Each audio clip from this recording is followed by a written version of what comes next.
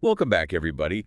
Today we're headed to ancient Egypt, but we're not looking at pyramids or pharaohs this time. We're going to be looking at an ancient board game. It's called Mehen, and it's shrouded in mystery. It really is a mystery. We've got all kinds of sources on this game. Archaeological discoveries, tomb paint, and even some ancient texts. That's right. All kind of pointing to this game that was so much more than just a way to pass the time. Right from the start, we can see that Mehen wasn't just a game. So we should probably talk about the name. It's a great place to start because the game's name, Mehen, actually directly references a powerful snake deity. Oh, so we're talking about ancient Egyptian religion now. Absolutely. And this deity in particular played a protective role in the journey of the soul through the underworld. So right away, we're dealing with some pretty heavy concepts here. Yes. Talking about death and the soul. Right. And the journey to the afterlife. All very important in ancient Egyptian thought. Exactly. And what's incredible is we have evidence of this game being played for centuries. Oh, yeah, we have Mehen boards that have been found dating back to the pre-dynastic period. Wow, how far back are we talking? Around 3000 BC. And get this, its popularity continued right through the Old Kingdom, which ended around 2300 BC. So we're talking about a game that was potentially enjoyed for over 700 years. It was popular for a long time. That's a long time for any game to stay popular. That's right. It wasn't just some fleeting fad. We're talking about a game that shows up in some pretty important places. You're right. Mehen wasn't just some passing trend. Like it appears in the tombs of some very important people. Oh, absolutely. Take the tomb of Hesi-Ra, for example. Who was this guy? Hesi-Ra was a high-ranking official. What did he do? Well, he was the chief of dentists. Wow, so the royal dentist. You could say that, and right there in his tomb we find depictions of Mehen. Interesting. Same thing with Rahotep, another powerful official, a vizier. So the fact that it's in these elite tombs, I mean, that suggests it wasn't just a kid's game or some simple form of entertainment. Yeah, I think it's safe to say that. It makes you wonder if playing Mehen was seen as a way to kind of connect with those beliefs about the afterlife. It's a possibility. Maybe it wasn't just a game. Maybe it was like a ritual of sorts. Now, here's where it gets even more interesting. Okay, I'm listening. Mehen wasn't just confined to Egypt. Oh, really? Tell me more. Archaeologists have found these boards in other places, No way. Like where? like Babadra, Okay. and even as far as Cyprus. Wow. So we're talking about an ancient Egyptian game being played in other cultures. It seems that way. What does that tell us? Well, it seems to point to some cultural exchange and interaction. Uh-huh. It suggests that this game, and maybe even the beliefs that it kind of embodied, Yeah, they traveled, they resonated with people outside of Egypt. I think that's a great observation. Now, the citrus discovery. This is especially fascinating. Well, we find boards there that date back to around 2250 BC, Oh, wow. which is right at the end of the Old Kingdom period in Egypt. I see. And some of these boards were even double-sided. What do you mean? They featured Mehen on one side and Senet on the other. Oh, that's right, Senate, that other popular ancient Egyptian game. Exactly. So they had options. Right. So you've got these ancient Egyptians traveling to Cyprus. Yeah, They've brought their games with them. right. You have to wonder, What's that? were they teaching the Cypriots how to play? It's possible, right? Was this like a form of cultural diplomacy? Oh, that's interesting. Or was it just a way for people who were far from home to hold on to a piece of their own culture? All great questions. And these double-sided boards, like the ones found at Soterica Hominudia, they provide this really tangible link between these two cultures. That's a great point. It's like a window into this world where games weren't just for entertainment, but they also served as these vessels for cultural transmission and connection. I like that. Okay, so let's get down to the nitty-gritty here. Okay, let's do it.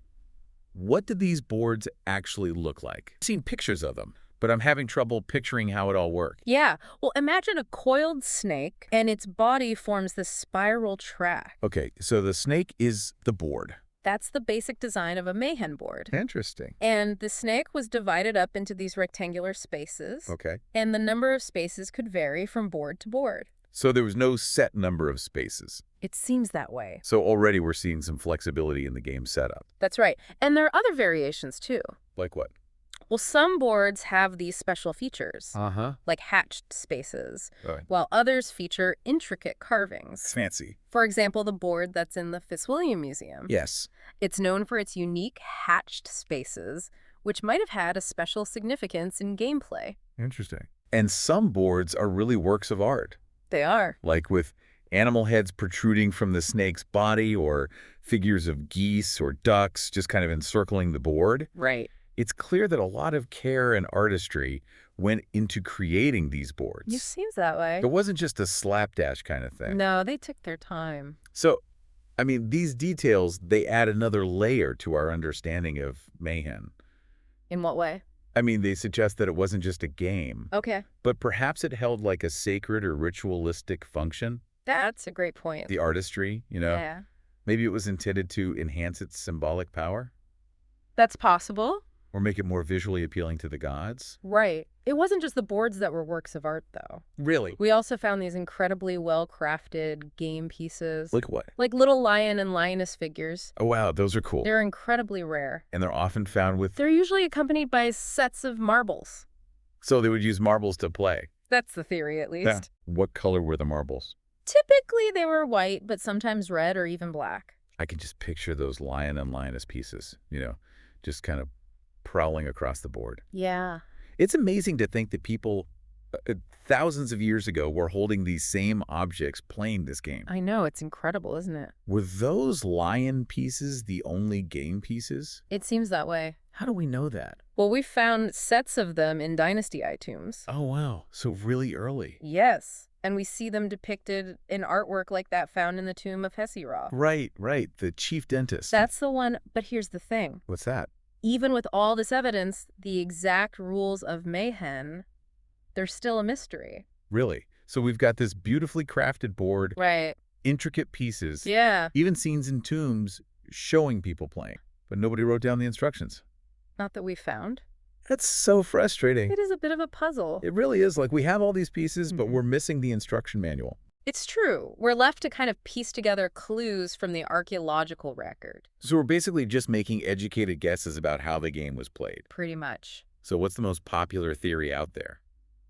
Well, there's one that suggests it was a race game. A race game? How would that work?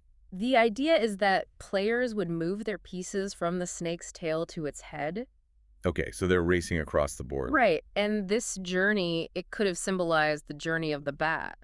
The bat. What's that? Oh, sorry. It's the ancient Egyptian concept of the soul. Oh, okay. So the And- soul after death. Exactly. And it was believed to go on this journey through the underworld. Kind of like a perilous journey. Right. Facing all these challenges and ultimately seeking reunion with Ra, the sun god. I see. So the game board with the coiled snake, it represents that journey. Precisely. And the players are guiding their bat through the underworld. You got it. That's really interesting. It adds this whole other dimension to the game. I think so. Transforms it from just simple entertainment into a potential reflection of their spiritual beliefs. I agree. Okay, but there's still one thing I don't get. How did they actually move the pieces? I mean, those lion figures, they seem a bit big to fit on those small spaces on the board. You're right. It is unlikely those larger pieces were actually the ones racing around. So what were they using then? Well, there's this theory. Okay. It was proposed in a 2024 study, Pretty recent. relatively, and it suggests that they use something called marble guessing. Marble guessing. What is that? Basically, one player would hide a number of marbles in their hand, Right. and the other player would have to guess how many were hidden. Oh, I see. And the number they guessed would determine how many spaces they could move their piece. Oh, that's a cool idea. So maybe the marbles were the ones actually being raced along the snake's body. Possibly. And then the lion and lioness pieces, those served a different purpose. That's what the theory suggests. So what did they do then? Maybe they acted as markers, just indicating each player's position on the board, or maybe they represented something else entirely. So we're not really sure. We're not entirely sure their precise role. It's still a bit of a mystery. So we've got this whole theory built around this marble guessing, Right. but it's not certain. Is there any evidence on the boards themselves that supports this? Like what kind of evidence? I don't know, like little indentations where they might have placed the marbles. Unfortunately, no. The boards themselves, they don't really offer any conclusive evidence for any particular method of gameplay. So it's really all just speculation at this point. In a lot of ways, yes. That's kind of what makes Mehen so fascinating, though, right? Absolutely. It invites us to speculate, to consider all these different possibilities, and to kind of accept that we may never have all the answers. That's the beauty of it. It's like we're trying to solve a puzzle, but some of the pieces are missing. I like that analogy. We can see the big picture, but those missing pieces, they prevent us from seeing the whole image. Very true. But even with those missing pieces, we can still appreciate the beauty of it, the complexity of the game. We can marvel at how intricate the boards were, ponder the symbolism of the snake and the pieces, and try to connect those elements back to the ancient Egyptians' beliefs about the afterlife. It sounds like there's a lot we can learn from Mehen, even if we don't know exactly how to play it. I think so. It's like this window into a world that's so different from our own. Uh-huh. A world where games, they weren't just about fun. They were intertwined with their spirituality, their social status, even their cultural identity. Okay, so we've explored the history of Mehen, examined these really beautifully crafted boards and pieces, and we've even dove into some of the theories surrounding its gameplay. Yeah, we've covered a lot of ground. So what's the biggest takeaway for you? What makes Mehen so unique, so intriguing? I think for me, it's the mystery that surrounds it. A mystery. Yeah, even after all this time, all this research, the exact rules of Mehen, they continue to elude us. And that's what makes it so interesting. Yeah, I think so. It's like this absence of concrete answers that makes it so captivating. I get that. Yeah. It's easy to get caught up in wanting that definitive answer, right? Oh, absolutely. Like we want a rule book Yeah. that tells us exactly how the game was played. Step by step. But maybe that's missing the point. Maybe so. Maybe the real value of Mehen is in the questions that it raises, Uh-huh. the possibilities that it presents, Right. and those little glimpses that it offers into the ancient Egyptian mindset.